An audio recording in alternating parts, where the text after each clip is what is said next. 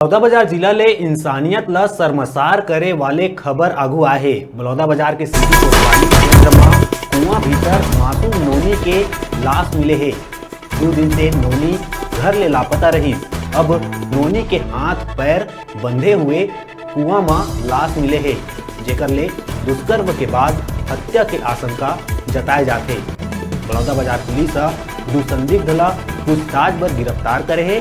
फिर शांत कहे वाला छत्तीसगढ़ प्रदेश में नोनी मन कतेक सुरक्षित है तेकर अंदाजा ऐसा घटना ले लगाए जा सकत है।